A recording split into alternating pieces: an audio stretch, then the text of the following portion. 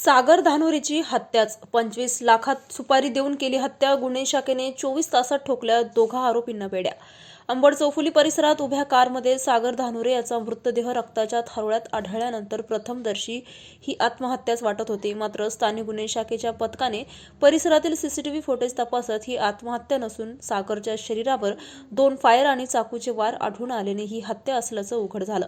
दरम्यान सीसीटीव्ही फुटेजच्या आधारे 2 आरोपींना बेड्या ठोकल्या असून 25 लाख रुपयात सुपारी देऊन हत्या घडवल्याची कबुली आरोपितांनी दिली आहे।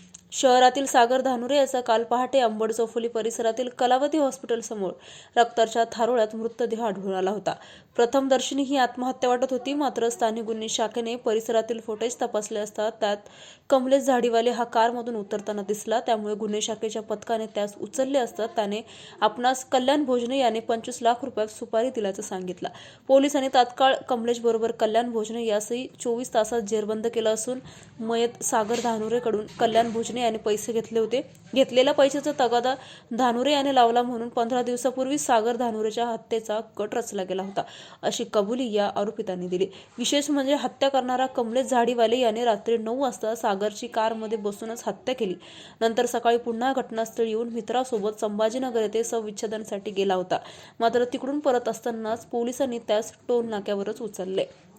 सदरची कारवाई वरिष्ठ अधिकाऱ्यांच्या मार्गदर्शनाखाली गुन्हे शाखेचे पोलीस निरीक्षक पंकज जाधव, सहाय्यक पोलीस निरीक्षक योगेश उबाळे, पोलीस उपनिरीक्षक राजेंद्र वाघ, सहाय्यक पोलीस उपनिरीक्षक रामप्रसाद पवरे, भाऊसाहेब गायके, सॅम्युअल कांबळे, रमेश राठोड, प्रभाकर वाघ, सागर बाविस्कर, संदीप चिंचोले, इर्शाद पटेल, रमेश काळे, संजय सोनवणे यांनी केली आहे। जालन्यातल्या अंबड चौफुली परिसरामध्ये एका वाहनामध्ये एक मृतदेह आढळून आलेला होता। संशयास्पद परिस्थितीमध्ये तुम्ही काल तपास केला, काय निष्पन्न झाले, काय पुढे आली?